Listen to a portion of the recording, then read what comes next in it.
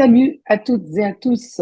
Ravi de vous retrouver comme à chaque numéro de Diasporama où nous partons ensemble à la rencontre des Algériennes et des Algériens du monde.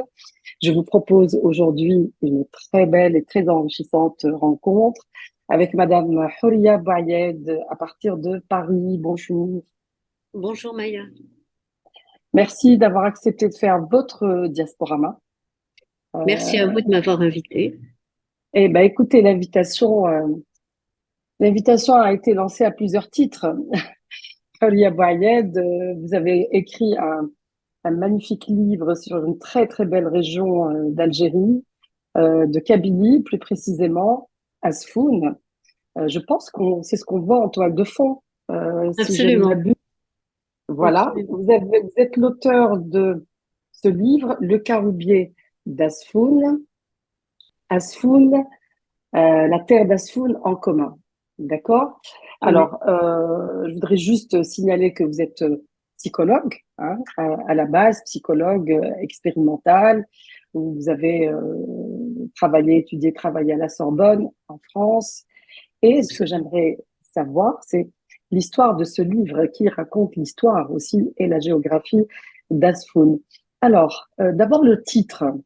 Le Caroubier d'Asfoun, la terre d'Asfoun en commun. C'est un titre accrocheur et interrogateur en même temps. Mhm. Euh, oui, le titre, effectivement, on dit que c'est très important. En fait, il s'est un peu imposé à moi. Euh, Au départ, c'était la terre d'Asfoun en commun, parce que ce qui nous lie, effectivement, c'est ce qui est en commun. Donc, ce qui nous lie, c'est la terre. Là, en l'occurrence, la terre d'Asfoun, mais ça va bien évidemment au-delà de la d'Asfoun, même si c'est ce qui nous intéresse aujourd'hui. Oui, C'est la terre, nous sommes humains, donc c'est la terre entière, bien évidemment, qui nous lie. Donc c'était une évidence.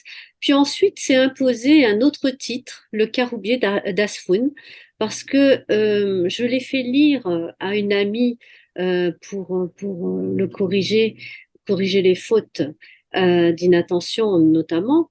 Et elle me disait, tu parles bien de tout ce qui est nature, et c'est vrai que notre culture amazigh, les anciens se rapprochaient toujours de la terre, de la nature.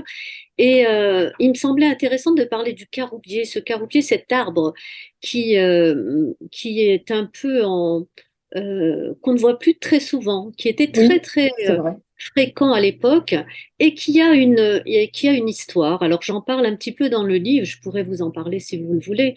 Mais pour moi, c'est un arbre emblématique de la région. Oui, et vous dites même que l'origine du mot cara, hein, qui s'apparente Et au diamant et aux pierres absolument. précieuses, hein, viendrait du mot caroube. Absolument. En fait, dans l'Antiquité, les graines de caroube, en fait, c'est dans une grande gousse, il y a des graines, elles font toutes exactement 0,20 grammes. Alors, ce qui était étonnant, ça a été donc utilisé comme unité de mesure et, et donc utilisé ensuite c'est toujours une unité de poids à l'heure actuelle concernant les diamants, pardon. Mhm. On parle beaucoup de carats. Pour l'or, on parle aussi de carats. Et effectivement, Ouais. ça vient de ce terme caroube. Ben voilà, on apprend beaucoup de choses en même temps. Assez Et étonnant, oui. pas que sur la région d'Asfoun, la terre en commun. Alors, est-ce que vous, quand vous dites la terre, Asfoun, la terre en commun, est-ce que vous vous adressez à une communauté? Parce que en parcourant votre livre, en lisant votre livre, on en reviendra tout à l'heure, et il y en a qui le savent sans doute, mais beaucoup de personnalités algériennes du monde des arts, du spectacle, de la Révolution, on y reviendra tout à l'heure, viennent de cette région, hein, viennent de cette région d'Asfoun. Est-ce que vous vous adressez à une communauté quand vous dites la terre d'Asfoun en commun? Est-ce que vous visualisez cette diaspora, entre guillemets, asfounienne, ou vraiment vous allez beaucoup plus loin que ça? Ah oui, non, effectivement, ça va beaucoup plus loin. Quand on parle de communauté, je parle plus de terre en commun. C'est un petit peu ce que je disais tout à l'heure par rapport à notre terre qui nous lie. mais bien évidemment, c'est pas adressé qu'aux Asfouniens. Ce serait un petit peu dommage. C'est adressé à tous, bien évidemment. Et l'idée, justement, le fait que le livre soit sorti et que j'ai pu faire sa promotion un petit peu dans plusieurs contrées de la Terre, on va dire, m'a fait justement connaître des personnes qui ne connaissaient pas forcément Asfoun et qui étaient intéressées justement de savoir. Alors vous avez parlé des personnalités, donc on va parler peut-être plus des personnalités artistiques d'Asfoun, mais ça va bien au-delà. Le panel est beaucoup beaucoup plus large. Hmm.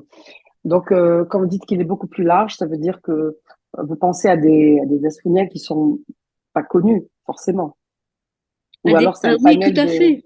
Tout à Voilà, fait. oui, À des oui. personnes qui sont moins connues. Et justement, dans le livre, comme vous l'avez lu, vous avez remarqué qu'il est en trois parties. Et dans la deuxième partie, je parle d'un enfant d'Asfoun qui n'est pas forcément connu en dehors d'Asfoun.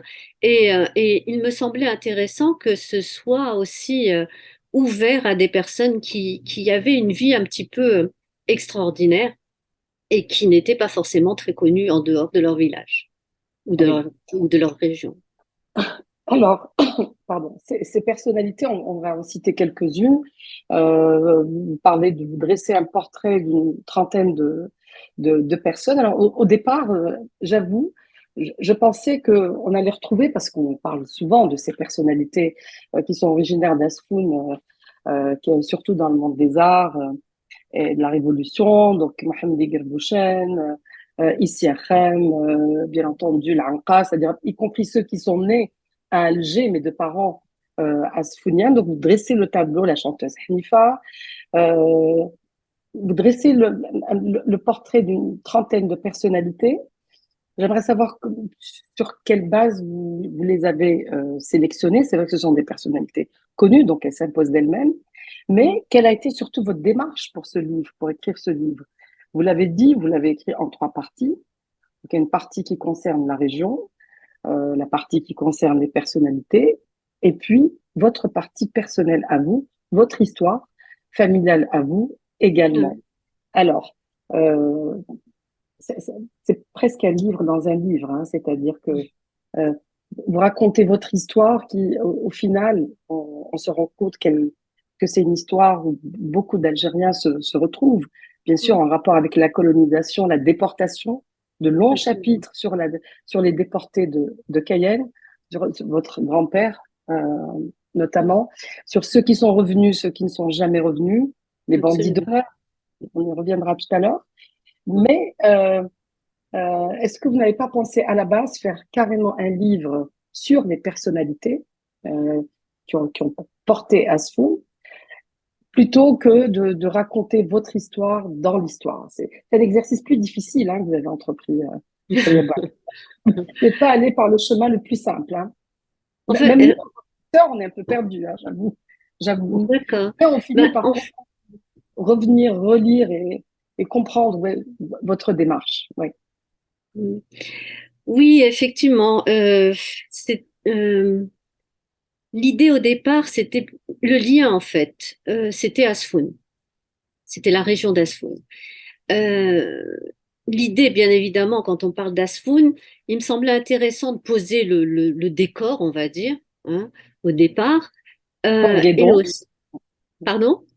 à Port-Guédon, puisque c'est Port-Guédon, le oui, nom qui donné s'appelait par Port-Guédon par les pendant la Français. colonisation française. Et effectivement, vous avez parlé un petit peu on est sur une période. Là, en l'occurrence, je vais sur une période de 150 ans, de 1870 à 2020. Ce livre a été écrit de 2018 à 2020 également. Et l'idée, c'était euh, que le lien vraiment, c'était Asfoun. Donc, parler des personnalités d'Asfoun, ça s'imposait.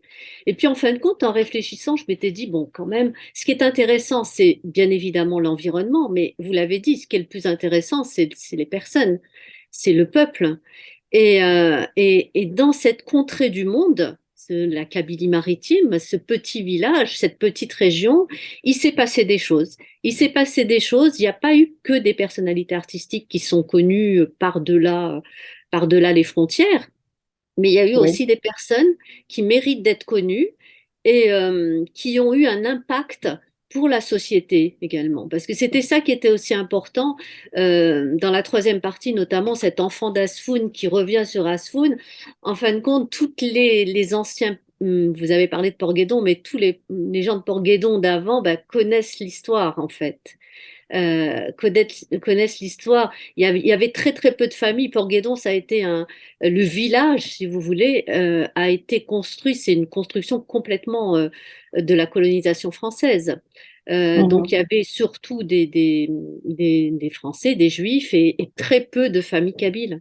Il y en avait 7, il me semble. Donc c'était aussi intéressant de parler de personnes, donc là en l'occurrence mon grand-père maternel, qui ont eu un parcours, qui a eu un impact dans le cadre de la région. Tous les gens les anciens de Port-Guédon connaissent l'histoire euh, de, de, de notre famille, on va dire.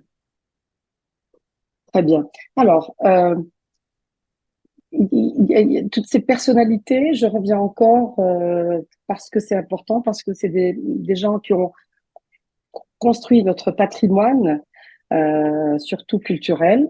Et ce que j'aime bien, c'est que vous citez même des noms de ceux qui, enfin des jeunes entre guillemets comme Hamidou, le chanteur très populaire, qui lui est né à Alger, mais qui est de parents d'Asfoun. Je ne sais si ses parents sont nés à Asfoun ou ses grands-parents, mais enfin vous traversez les générations et ce qu'on peut leur trouver en commun, c'est l'art beaucoup sur ces trentaines de personnalités, une très grande majorité.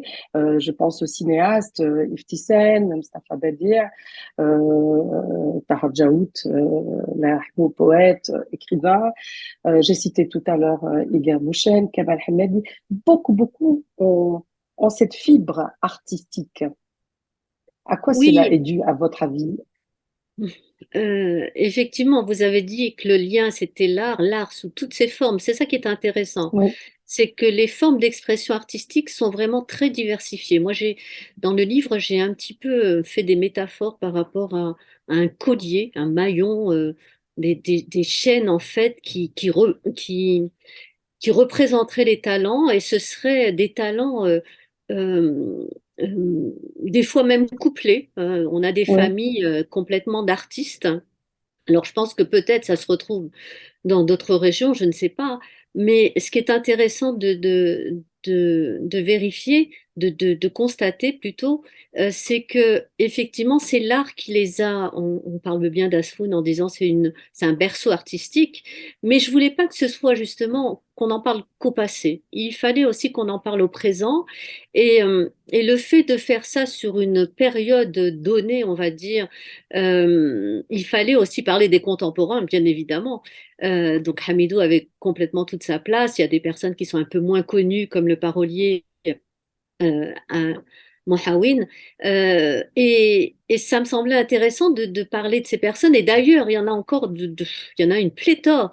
Il y a plein de jeunes sur Asfoun qui ont la fibre artistique. C'est ça qui est étonnant. Alors, je sais pas, vous m'avez posé, il me semble, la question de savoir pourquoi.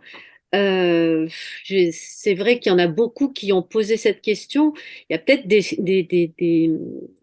j'allais dire, des sources de réponses, en fait, des possibilités de oui, réponses. On des ne sait pas pistes. si Oui, des des pistes. pistes, voilà, Oui. je vous remercie, des pistes de Mhm. réponse, mais on ne sait pas vraiment si c'est le cas. La seule chose qu'on sait, c'est que effectivement l'environnement là géographique, Asfoun est sur la côte.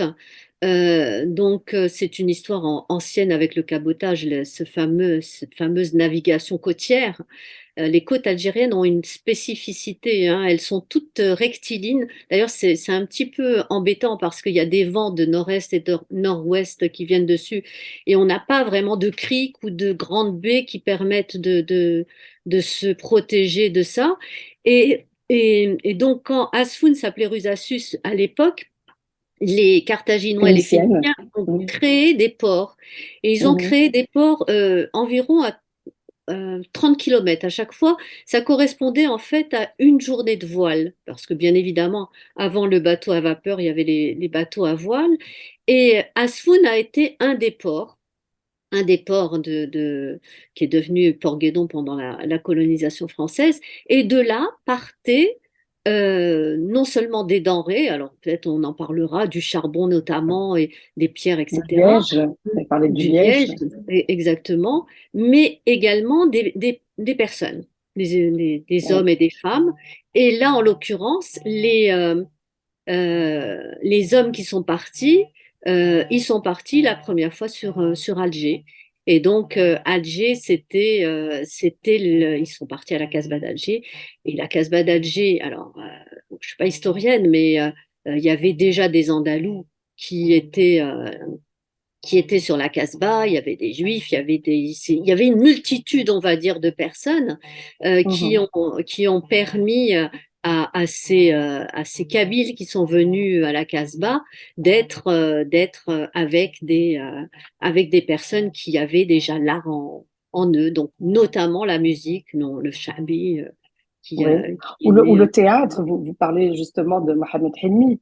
Oui, Voilà, parti d'Asfoun à la Casbah, proche de l'Opéra d'Alger. Donc, mais bien sûr, avec ce don qu'il avait, ces aptitudes qu'il avait à être, à faire du spectacle, du théâtre, du chant, de la comédie. Enfin, il était vraiment artiste polyvalent. Et ben, son absolument. emplacement, enfin, la Casbah, ben, c'était tout proche de l'Opéra d'Alger, où beaucoup, peut-être, ça a peut-être été un lieu recruteur, entre guillemets, pour ceux qui cherchaient un travail, qui soit ou pour développer des vocations aussi. Mohamed Helmi, Absolument. vous lui accordez une place très importante dans ce pardon, dans ce livre. Vous lui rendez un hommage émouvant et vous dites qu'il vous a beaucoup aidé on peut comprendre. Mohamed Helmi a été c'est lui qui m'a dit plein de choses par rapport à ce départ qui était fait en larmes. Des gens d'Asfoun qui allaient vers Alger, c'était pas de gaieté de cœur qui partaient. Et ça leur ouvrait en fait des perspectives qu'ils n'auraient pas eues s'ils étaient restés sur Asfoun. Et là, en l'occurrence, il me disait, alors vous avez parlé de la proximité géographique avec l'Opéra d'Alger, qui est devenu le TNA. Et effectivement, il m'a dit que c'était ça qui lui avait ouvert les portes de l'opéra. Alors, vous avez parlé de ses dons multiples, un artiste vraiment complètement complet. Il m'a fait l'amitié de me suivre pendant cette aventure livresque. Et je suis très peinée qu'il soit parti en début d'année dernière. Oui, ainsi que son frère, Oui, qui Saïd est Hilmi. parti 6 mois avant. Oui. Oui, oui. Alors, vous parlez également dans votre livre du saint patron de la ville, mais il y en a plusieurs. J'ai envie de paraphraser Albert Camus lorsqu'il parle de Tipaza et qui dit que Tipaza est béni des dieux. J'ai envie de dire la même chose pour Asfoun. Ah oui. Il y a une pléthore de ce qu'on appelle marabouts, de saints patrons. Et pourtant, c'est une ville qui a connu c'est une région qui a connu beaucoup d'exodes et beaucoup de malheurs, comme toutes les régions du pays, bien entendu. Mais j'aimerais m'arrêter avec vous sur ce point sur Sidi Korchi. Donc c'est un petit peu la région de votre famille, le saint patron de votre région, et par de la même parler de l'importance qu'ont eu ou qui ont encore aujourd'hui les marabouts dans cette région d'Asfoun. Alors, je ne sais si vous avez recensé d'ailleurs le nombre de, de, de marabouts ou de saints patrons de cette région, hein, parce qu'il y a Hmm. plusieurs villages et plusieurs. Non, mais effectivement, vous avez raison de le souligner parce que c'est quelque chose qu'on ne sait pas forcément, effectivement. Euh, et alors, je suis pas spécialiste dans le domaine. Il faudrait effectivement faire plus de recherches, mais j'ai eu la chance, quand on a parlé des personnalités artistiques tout à l'heure, J'ai parlé aussi d'autres personnalités, notamment moi ce que j'ai appelé l'islam des sages. C'était des chiites qui étaient contre l'obscurantisme, euh, qui n'a vraiment rien à voir avec ce qu'on voit malheureusement de temps en temps de par le monde. Et, euh, et c'était des personnes qui avaient la voix sage. Alors tout à l'heure, je pense qu'on parlera, puisque c'est une émission qui est axée sur le parcours de la personne, et je vous en remercie. On parlera peut-être de l'événement culturel que j'avais créé en mars 2019 qui s'appelait Awel Dasfoun. L'idée, c'était justement que la parole a une valeur et qu'il fallait la préserver. Donc les chiites de l'islam avaient cette fameuse parole qui était entendue et qui était respectée. Donc, c'est vrai que quand on s'est vu très très peu avant l'émission, mais vous m'aviez dit que vous alliez parler de ça. Comme je sais que je suis pas très à l'aise avec cette question, j'ai essayé d'appeler le petit-fils de Cheikh Mohammed Wahmar, donc une des personnalités religieuses de d'Asfoun, et il me disait, concernant Sidi Korché, il me dit, mais écoute, t'es plus à même d'en parler que moi parce que c'est ta famille. Donc, effectivement, Sidi Korché, c'est le fief de notre famille, de nos aïeux. Et j'en parle un petit peu dans le livre d'ailleurs, en disant que mes grands-oncles sont tous morts à la guerre et il est resté que les femmes. Et donc, il a Oui. fallu attendre les générations suivantes pour qu'il y ait des hommes. Les cousins deviennent plus vieux, etc. Enfin, c'est une histoire. Euh, je parle beaucoup dans l'émotion parce que et le fait que vous me posiez cette question, j'avoue que je ne sais pas si ça se ressent, mais j'ai beaucoup d'émotions à en parler parce que le saint patron des pêcheurs, on va dire, ce Des marins. marabout qui est venu dispenser l'islam, faut le dire, en Kabylie. Et donc, il y a un petit mausolée, il y a un petit cimetière bucolique. D'ailleurs, dans le livre, j'ai eu la chance d'insérer un article. Il y a de très, très beaux articles journalistiques qui sont faits sur la région d'Asfoun. Moi, j'avoue que j'en ai lu qui m'ont vraiment inspiré par rapport à ce livre. Il y en a une pléthore d'ailleurs, mais il n'y avait pas vraiment un livre qui consignait tous ces articles. Ce serait Oui, intéressant oui, peut-être oui. de le voir. Et donc, ce cimetière bucolique, j'ai encore plus d'émotions en parlant parce que j'ai perdu ma maman il y a un an et elle est enterrée dans ce cimetière en sachant que c'est un petit peu spécial. La famille de ma maman, donc mon grand-père, ma grand-mère et deux de mes oncles, donc deux de ses frères, sont enterrés dans une petite maison, comme un petit caveau familial.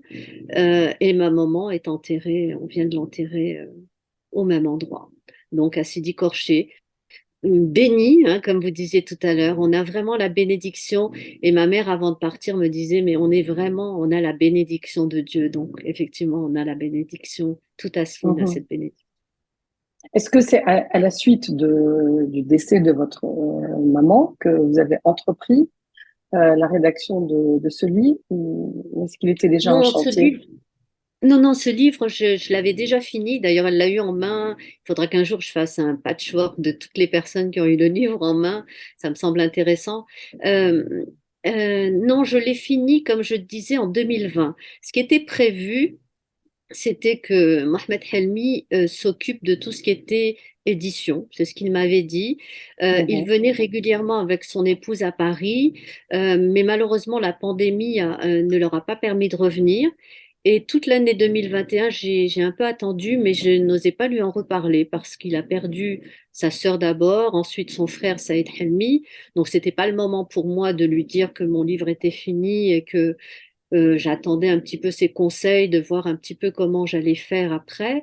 Euh, et ce n'est que vers la fin de l'année 2021 que son épouse m'a appelé en me disant que ton tonton est très mal. Donc, j'avais compris qu'il allait partir. Donc, je me suis pressée de le sortir à compte d'auteur. Voilà. Oui.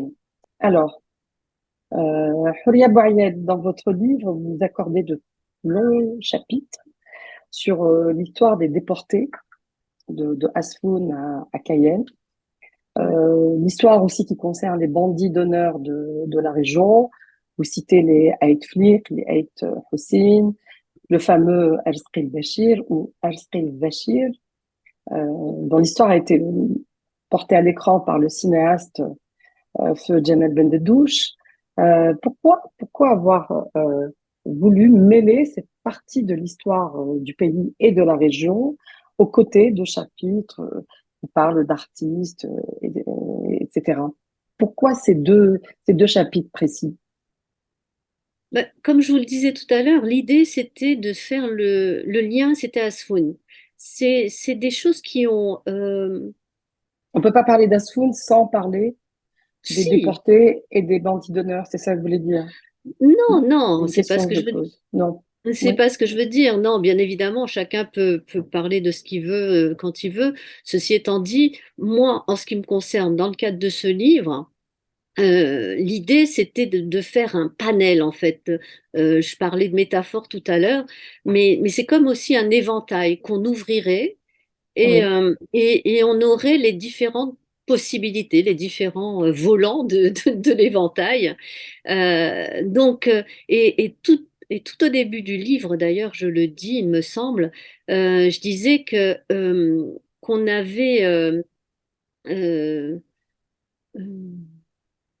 comment vous dire euh, c'était simplement pour donner l'envie, en fait. C'était montrer un panel de possibilités et puis ensuite peut-être aller plus loin quand ça intéresse, si c'est un domaine qui intéresse une personne en particulier, aller un peu plus loin. Donc les bandits d'honneur, c'est des personnes qui ont existé et dans le cadre de la Bien sûr. colonisation française, qui ont eu un rôle important.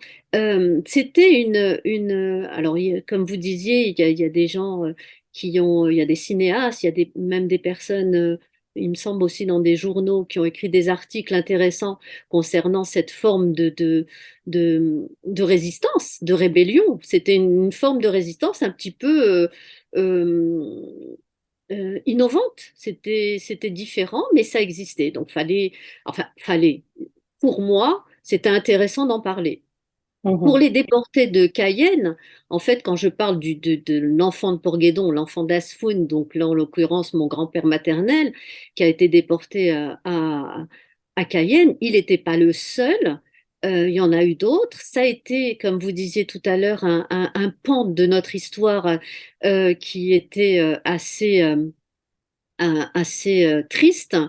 Et c'est vrai qu'on n'en parle pas forcément beaucoup. Il y a eu certaines vidéos concernant notamment la Nouvelle-Calédonie. Pour Les Cayenne, il y a eu descendants, oui. voilà, les descendants notamment, certains qui sont revenus en Kabylie. Cayenne, on en parle un peu moins, bien qu'il y ait quand même des cinéastes qui ont fait, notamment il y a Hossein Rejala qui a écrit sur Ariskil Bashir notamment.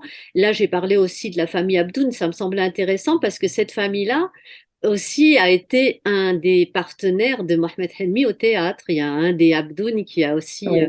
été dans le théâtre. Donc c'est aussi intéressant de faire des liens comme ça, de cette fameuse terre en commun dont on parlait au début. Voilà. Oui, mais alors quel parcours s'est déporté? En fait, bien entendu, c'est l'histoire de la déportation est triste vers Cayenne. Certains se sont échappés, ont réussi à s'échapper, sont revenus en Kabylie. Certains ont été arrêtés et re-envoyés. Enfin, c'est c'est la lutte pour la vie, pour la survie, mais c'est dans le contexte de l'époque, c'est quelque chose d'incroyable. C'est-à-dire, et y compris votre grand-père qui a fini par revenir et qui s'est marié tard et qui a eu des enfants sur le tard, dont votre maman. Il mériterait un livre à lui complètement. On n'a pas beaucoup d'espace pour en parler aujourd'hui, mais je pense qu'il mériterait vraiment un livre à part entière. Peut-être un petit peu nous raconter dans quelles conditions il a été arrêté, déporté, puis revenu, puis libéré. Oui, et je vais vous en parler tout de suite, mais d'autant ce que vous dites, c'est important parce que effectivement l'impact que ça a eu. par rapport à ces personnes qui ont été déportées et qui sont revenues pour certains, parce que c'était un pays d'où on ne revient jamais de fait, hein. Il était évident que quand on était déporté, c'était à vie, c'était C'était du bagne la mort à nous vie, attendait, oui. voilà. Mm. Donc Ouais. effectivement, il est revenu. Bon, alors c'était pour une risque, on était un petit peu après l'insurrection de 1871. C'était une risque. Il y avait bien évidemment des rivalités encore entre jeunes, entre bandes, etc. Et puis toutes les personnes qui étaient contre la colonisation française étaient déjà bien fichées, et donc il fallait s'en débarrasser au plus vite. Mon grand-père en faisait partie parce que c'était des personnes qui ne voulaient pas se laisser faire. Mais l'idée, c'était effectivement que la vie à Cayenne, c'était quelque chose de terrible. Et il a pu effectivement revenir parce que je pense qu'il avait aussi la force, c'était un gaillard, hein, je dis, c'est un homme gaillard, Mm. c'était une personne qui avait beaucoup de force, mais il avait surtout la force morale. Il avait un moral d'acier et je pense et il avait aussi la conviction de revenir à Asfoun. Il est revenu à Asfoun, je pense qu'il a eu une vie, il s'est installé ensuite au village, donc le village créé par la colonisation française, il s'en est installé au 19e siècle et comment dirais-je, et il a pu connaître des personnes sur Asfoun et puis faire beaucoup de bien dans sa vie. Voilà. Horia Bouyed, j'aimerais qu'on s'arrête quelques instants sur le parcours, voire le destin d'une personnalité euh, d'Asfoun, le musicien, le compositeur Mohamed Egar Bouchen, hein, l'auteur de la fameuse, entre autres, Rhapsodie Kabylia, d'accord? Où vous dites, en écoutant cette musique qui vous a accompagné un peu dans votre voyage, vous reconnaissiez les flûtes du berger, les notes andalouses, tout ce qui fait notre patrimoine musical, on le retrouve dans cette rhapsodie qu'on invite nos vidéospectateurs à écouter, à réécouter. Bon, il a signé beaucoup de musique de films aux États-Unis, à Hollywood. Ça, plus qu'une carrière, c'est un destin fabuleux que celui de Igor Bouchen. Absolument. Alors lui, il a vraiment dépassé toutes les frontières. Il a un Oui, parcours de oui. vie assez exceptionnel.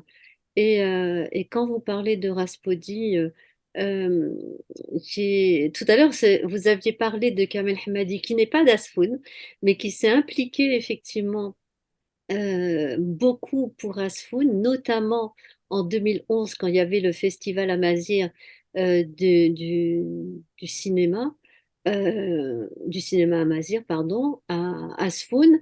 Et il a créé, c'est un génial inventeur et mélodiste, parolier. Il a créé un hymne à Asfoun avec des paroles magnifiques qui se retrouvent dans le livre. Et puis également, Je sais il pas l'a si fait vous chanter. avez, je sais pas si vous Pardon? l'avez sous les yeux.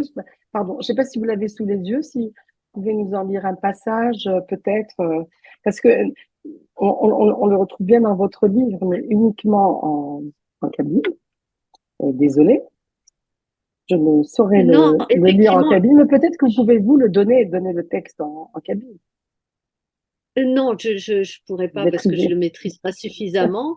Mais Oui. en fait, il m'avait confié son.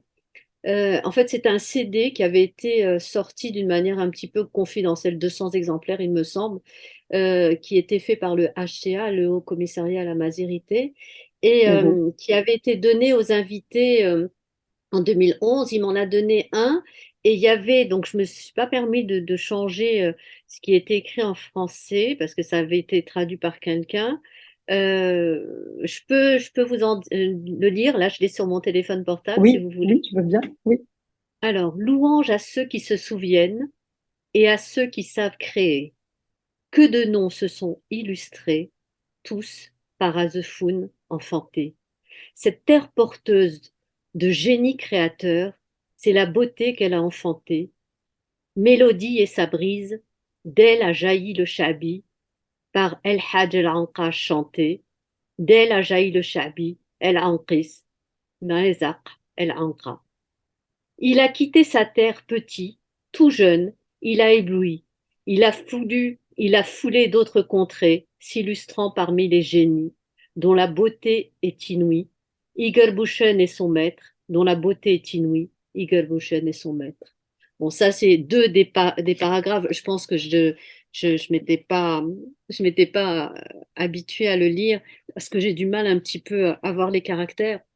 Il y a Kamel Hamadi qui l'a écrit il n'y a pas si longtemps quand je suis passée au Centre culturel algérien à Paris.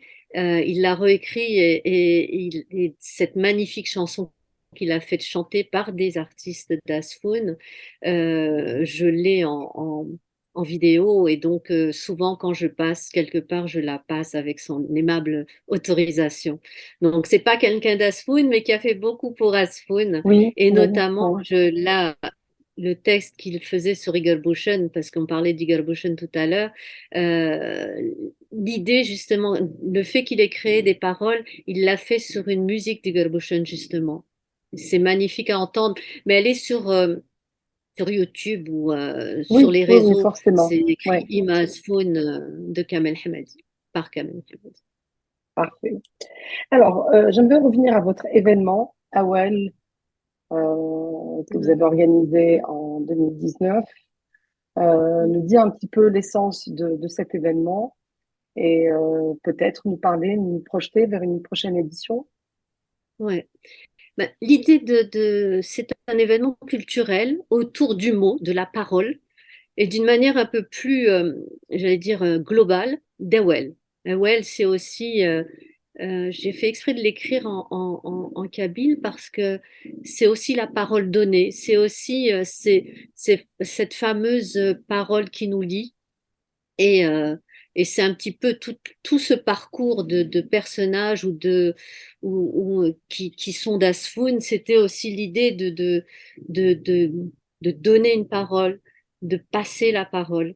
Et cet événement culturel que j'ai fait en mars 2019, c'était sur 2 jours, ça regroupait des personnes qui sont du monde de la lettre ou de la parole et l'idée, c'était que ma mère m'a toujours dit que, well, la parole des anciens notamment, et là tout à l'heure on a fait un parallèle avec son père, mon grand-père, c'était que c'était, ça avait autant de valeur qu'une signature en bas d'un acte.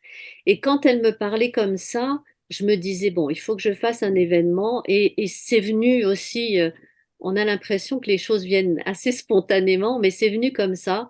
Et, euh, et l'idée de faire ça avant l'été, c'était aussi s'adresser aux personnes d'Asfoun et dire que Asfoun, qui a un passé culturel, artistique intéressant, il fallait aussi qu'on en parle au présent. Il fallait pas simplement que ce soit, même si derrière moi il y a une très belle plage et on voit un petit peu aussi Sidi Korché, si je le cache pas trop. C'est aussi l'idée que c'est pas simplement une région balnéaire. C'est aussi une région qui doit reprendre ses lettres de noblesse dans la culture. Et l'idée de cet événement, c'était aussi de s'adresser à tous, s'adresser aux hommes, aux femmes, aux adultes, aux jeunes, aux moins jeunes et aux enfants. L'idée, c'était de faire en sorte que tout le monde se sente concerné. Et c'était aussi, il y avait un côté un peu euh, transversal dans le sens où c'était une expression de différentes facettes artistiques, donc la musique, la poésie, la littérature, la chanson, avec les paroles justement. Et c'était aussi un aspect humain dans le sens où c'était en collaboration, en copartenariat avec les gens du village, les personnes qui m'ont fait confiance aussi et qui se sont impliquées dans tous les sens du terme, soit en faisant du covoiturage, soit en participant aux frais financiers, euh, soit en amenant aussi des personnes qui ne connaissaient pas du tout Asfoun, qui étaient des gens d'Alger, qui connaissaient pas du tout la Kabylie maritime et qui ont connu Asfoun sous un jour culturel et valorisant. Touristique, Euh, ouais. et c'était aussi, quand je reparlais des enfants, de faire aussi une activité pour les enfants, c'était aussi redonner l'estime de soi collective. C'était aussi dire Là, que c'est la psychologue qui parle. peut-être, peut-être. Mais Ouais. c'était aussi leur donner, valoriser un petit peu leur région, leur savoir-faire. C'était ça aussi. Donc oui, l'idée, c'était de faire un événement culturel sous différents aspects. Euh, L'aspect transversal, donc avec l'éventail d'une facette, les différentes expressions culturelles le plus large possible, donc avec la Oui. littérature, la musique, la poésie, la chanson, avec ses paroles. Également d'un point de vue humain, donc un partenariat avec les personnes qui étaient sur place, un partenariat avec toutes les personnes qui nous ont aidés, qui m'ont aidé plus particulièrement pour la réussite de cet événement, d'un point de vue financier, mais également d'un point de vue qui ont fait du covoiturage, qui ont amené des personnes qui ne connaissaient pas forcément la Kabylie, notamment, et notamment Asfoun, donc qui ont découvert un petit peu notre région. D'un point de vue également euh, adressé, comme je disais tout à l'heure, ça s'adressait à toutes sortes de publics, donc adultes, jeunes et enfants, hommes et femmes. Donc c'était Mhm. important de mixer un petit peu toute cette population et que les gens aient plaisir à venir et à redorer un petit peu le blason culturel d'Asfoun. C'était aussi ancré dans la culture amazigh et la culture qui est une culture orale, et donc redonner la parole à la parole. Oui, d'où Awel. Oui, Ouais, très beau projet. J'espère qu'il y aura de prochaines éditions à cet événement. oui, Je ne sais si c'était l'idée. l'expérience de l'écriture de ce livre, vous qui êtes psychologue hein, à la base, comme on a dit au début, psychologue expérimental, est-ce que ce genre de livre, ça permet de se libérer de certains poids personnels, familiaux? Est-ce que ça vous donne envie de continuer, maintenant que vous avez mis beaucoup de choses dans un livre, est-ce que vous allez prendre des aspects que vous allez détailler dans de futurs livres? Comment vous vous projetez dans l'écriture? Alors, un poids, non, parce que bon, je suis d'une nature où ben, je ne ressens pas les choses comme ça, déjà d'une part. D'autre part, j'ai un ami qui est écrivain et archéologue qui m'a dit, oh, Ria, ce que tu as fait, c'est bien parce que tu as laissé une trace. Alors, c'est vrai qu'on n'y pense pas forcément quand on écrit, mais c'est vrai que quelque part, je me dis, bah, ça va me survivre, hein, ça va continuer après moi. Oui, parce que oui, Euh, bizarrement, il y a très peu d'écrits sur Asmoun, hein, en tout cas en littérature. c'est Il y en a vrai, très peu, il y en a très peu. Et c'est vrai. c'est la question que je me suis posée et que j'allais même peut-être vous poser, c'est avec toutes ces personnalités du monde de l'art, il n'y a pas de traces. Encore une fois, on est dans l'oralité, comme vous dites, il n'y a pas Ouais. beaucoup de traces écrites, pas C'est vrai, suffisamment en tout cas. pas suffisamment. De toute façon, je Ouais. pense il faut en avoir encore et encore. Il y a de très bons livres qui sont sortis, notamment sur des personnes spécifiques. Oui. Euh, Là, notamment, je relis un livre sur Issy ça donne envie d'en reparler. Après, vous avez dû voir à la lecture du livre que je ne suis pas du tout pour comme pour les CV d'ailleurs, pas du tout pour les portraits conventionnels. Moi, j'aime bien les portraits qui ont une âme. Alors, je ne sais pas si je peux me permettre de dire ça, mais des portraits où l'émotion se ressent, en fait. Oui, ils sont écrits à votre Euh, façon. C'est vous qui les écrivez. C'est pas des biographies qu'on peut voilà, trouver voilà. partout. Ouais, C'est ouais. ça, c'est ça. L'idée, c'était ça. Et pour répondre à votre question, je ne m'en souviens plus vraiment, mais vous disiez, Ou ah est-ce une oui, vous thérapie? parliez de Écrire, est-ce une thérapie? Autrement dit, quoi. Écrire, est-ce une thérapie? Est-ce que en, ça a répondu à quelque chose pour vous? Est-ce que ça vous en ce donne qui me envie concerne. Ouais, Pardon. oui. En ce Allez-y, qui me Roro. concerne, pas vraiment, même pas du tout, j'allais dire, parce que c'est sûr que d'avoir eu ma maman assez tard, j'ai eu la chance de la voir assez longtemps et de parler avec elle. C'est elle qui m'a donné plein de pans, d'histoires, etc. Elle se souvenait de pas mal de choses et ça me faisait plaisir de lui faire plaisir déjà, parce que c'était aussi ancrer cette région dans le futur et dans le monde. On parlait tout à l'heure de terre commune. C'est d'en reparler. Moi, ce qui m'intéresse aussi, bien évidemment, Asfoun ne serait rien sans ses habitants. Moi, j'ai une affection toute particulière pour les habitants d'Asfoun, parce que c'est eux qui font Asfoun. C'est vrai que la terre est jolie, on parle des fois d'inspiration par rapport à ces artistes, pourquoi pas? Il y en a certainement qui ont eu cette inspiration par rapport à ces plages paradisiaques, cet environnement qui est complètement effectivement paradisiaque. Mais, euh, mais ce serait rien, j'allais dire, sans les hommes et les femmes, en fait, qui font cet asphone, cette générosité des gens. Moi, je l'ai retrouvé aux États-Unis, en Amérique, quand j'y suis allée. J'ai retrouvé ça chez des personnes qui me disaient, ils sont pas du tout d'Asfoun, mais qui sont venus des fois enseigner à Asfoun ou qui étaient dans le cadre de la protection civile ou je ne sais quoi encore, et qui me disaient, j'en garde un souvenir complètement émue. J'en garde un très bon souvenir. Et ben ça fait plaisir. Et puis j'ai envie justement qu'on parle d'Asfoun de par le monde. Donc Eh ben, c'est si très bien. j'arrive à le faire, c'est bien. C'est votre soft power à vous. C'est très bien. C'est ça. Il faut le faire, il faut le faire, y compris dans plusieurs régions. Et heureusement, il y a ce genre d'écrit, pas assez, encore une fois, mais il faut bien commencer. Alors, pour terminer, Horia Baïed, on va essayer de faire connaissance rapidement avec vous sur vos goûts culinaires, par exemple, ce que vous écoutez comme musique, ce que vous aimez comme cuisine, vos lectures, vos films. Alors, dites-nous tout.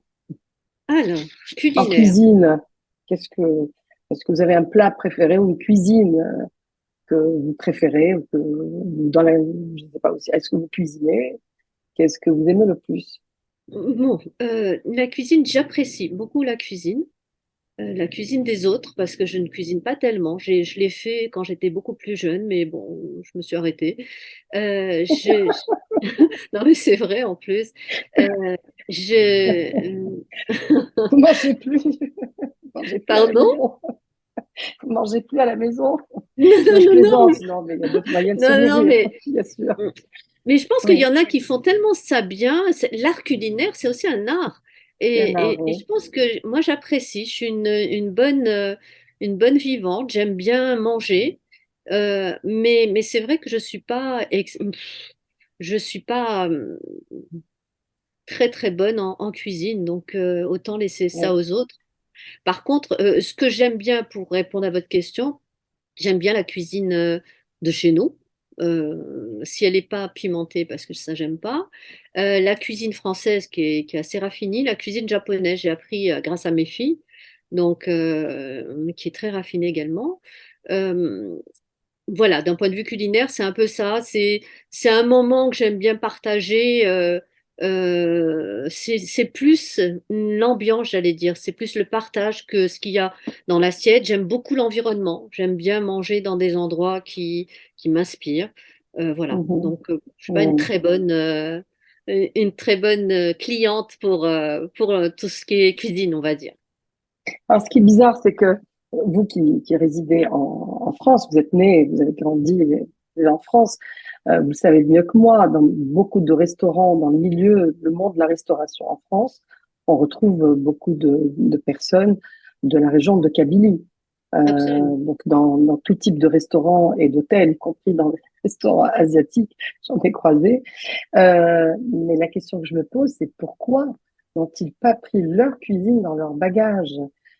Pourquoi est-ce qu'on ne retrouve pas en France des restaurants de cuisine algérienne? Il commence à y en avoir, je le sais, Mm. mais depuis le temps, il n'y en a pas tant que ça. Et alors la cuisine kabyle, encore moins. C'est quand même bizarre. Ce que vous dites, c'est intéressant. Alors, il y a plusieurs points qui sont intéressants et auxquels je vais vous répondre. Euh, à l'époque de nos parents, on va dire, en plus ça tombe bien parce que mes parents étaient commerçants, ils avaient un hôtel-restaurant à Levallois-Perret en région Eh parisienne. ben voilà, Et, eh ben voilà. et, et c'était le fief, c'était Asfoun reconstitué à Paris, en région parisienne. Et j'ai notamment une ancienne personne d'Asfoun qui vit à Asfoun actuellement, qui m'a dit, mais chez tes parents, c'était Asfoun-sur-Mer. J'ai trouvé ça tout à fait joli parce que sur Seine, pardon, Oui, parce sur qu'on dit scène, oui. les Oui. Hauts-de-Seine. Donc voilà, c'était assez sympathique, en sachant que effectivement, et pas que mes parents. Mais tous les cafés kabyles, les hôtels-restaurants, ils reproduisaient en fait leur village à l'époque. Alors ça s'est fait à l'époque de nos parents. À notre époque et à l'époque des plus jeunes d'aujourd'hui, ce que vous dites, c'est vrai. La plupart des brasseries parisiennes sont tenues par des Kabyles. Les gens ne le savent pas forcément. Il n'y a pas une connotation de chez nous dans ces brasseries. Ça peut être une brasserie parisienne et vous vous rendez compte que le patron est Kabyle. Il y en a d'ailleurs certains qui m'ont aidé dans le cadre d'Ewel Food. Je les salue là, qui sont sur Paris. Mais quand on va dans leur restaurant, on ne sait pas forcément que c'est un restaurant kabyle. Donc ça s'est un peu perdu parce qu'avant, Ouais. effectivement, les cafés, restaurants, ils avaient cette mission, j'allais dire, de regrouper les gens de leur village. Là, ça se fait Mhm. moins. J'ai l'impression que ça commence à revenir. Et là, j'ai une belle surprise. J'ai des jeunes d'Asfoun qui ont créé un café, hôtel-restaurant qui s'appelle le Port-Guédon. Donc, ils ont pris le nom qui était lors de la colonisation française, mais que les anciens d'Asfoun appellent encore Port-Guédon. Et ils ont créé un petit restaurant où ils font spécialité de poissons.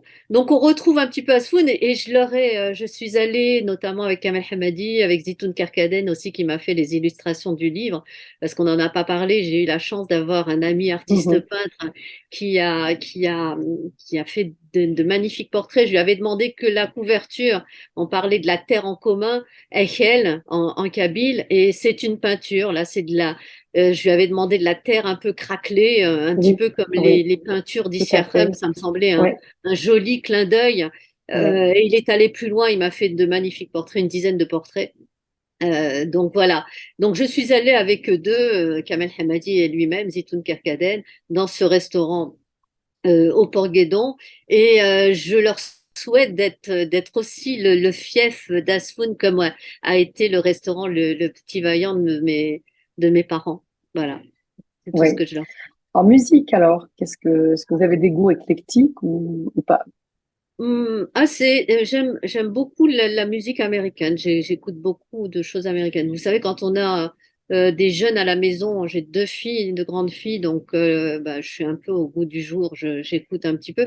Elles écoutent aussi pas mal de musique asiatique, donc j'en connais pas mal également. J'aime beaucoup aussi la musique de chez nous, notamment la musique kabyle, mais également la cuisine, la musique un peu des fêtes algéroises, etc. J'aime beaucoup. J'ai vécu quelques années à Alger. J'aime beaucoup aussi tout ce qui est fête Les algéroise, ambiances de fête. l'ambiance de Vos fête. Ouais. lectures, alors? Vos lectures? Alors, mes lectures, moi, je suis une fan du développement personnel. Donc, tout ce qui est développement personnel, je lis. J'ai donné cette fibre à mes enfants, mes deux filles qui lisent également, mais elles lisent en anglais parce qu'il y a beaucoup d'Américains, en fait, qui lisent. Moi, je le lis en traduction française. Donc, je suis une fanat de ça, je lis ça tous les jours.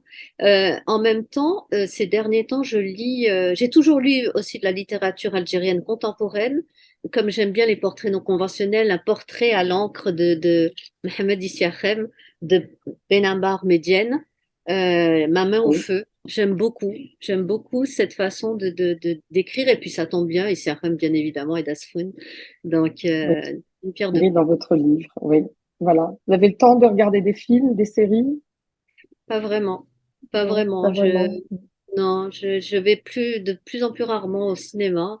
On regarde plus la maison, avec mes filles aussi, tout ce qui est maintenant réseau, streaming, etc., podcast. Eh oui, il y a tout ce qu'il faut. Il y a tout ce qu'il faut à la maison. Ouais, Il faut se redonner des motivations pour sortir. Parce que quand, en plus, ceux absolument, qui travaillent de la maison, après, ça fait un peu compliqué. Et c'est vrai. avant de quitter, Ria, Wayed, la question rituelle de Diasporama que je pose à la fin de chaque entretien et qui concerne le jour du grand départ du pays vers l'émigration, chose que vous n'avez pas connue puisque vous êtes né en France. Mais je pense que, ayant effectué plusieurs séjours en Algérie, ayant vécu un petit peu, vous avez eu, vous, alors, plusieurs départs. Quelle est la chose la plus précieuse que vous ayez emportée dans vos bagages, Folia Wayed? Sacrée question. Moi, j'avoue que, alors, ce serait pas vraiment répondre à votre question. Je sais pas si vous me le permettez. Moi, je Oui, repense à une histoire que mon grand frère m'a racontée il y a pas si longtemps. Ma maman était encore de ce monde. Et il me disait, mes parents ont cru, ils étaient à la Fédération de France, ils ont cru à cette Algérie nouvelle et indépendante. Donc à l'indépendance, ils sont revenus en Algérie. Et mon frère me disait que quand ils sortaient du bateau, il y avait malheureusement beaucoup de femmes de shahid qui étaient en voilées avec le hayek et qui étaient assis sur toutes les marches et qui jusqu'à Alger, jusqu'à arriver à Alger.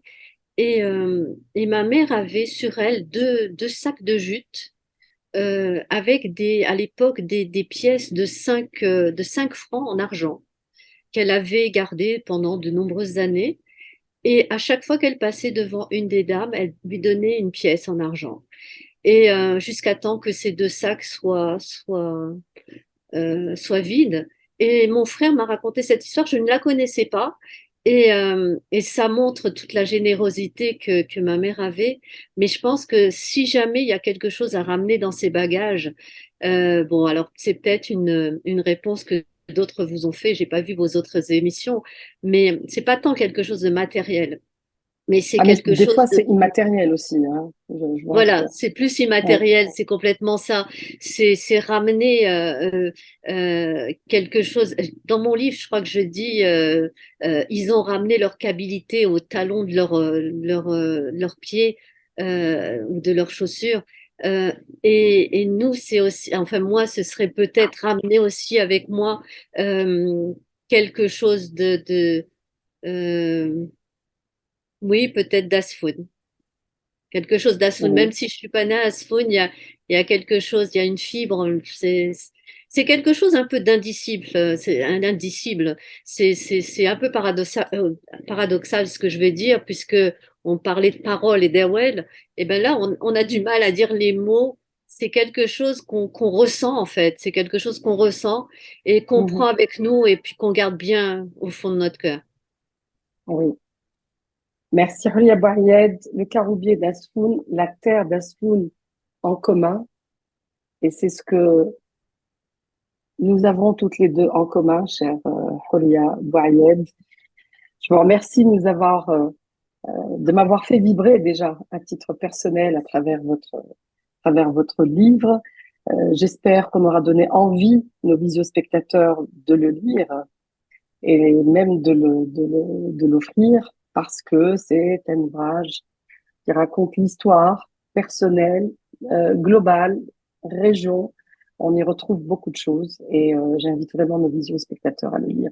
Je vous remercie encore une fois d'avoir Merci. accepté de faire votre diasporama à partir de Paris. Je vous remercie, chers visio-spectateurs, de nous avoir suivis. Vous pouvez retrouver cette émission sur les plateformes digitales du Soir d'Algérie, le site web, page Facebook et bien entendu la chaîne YouTube. À très bientôt. Au revoir.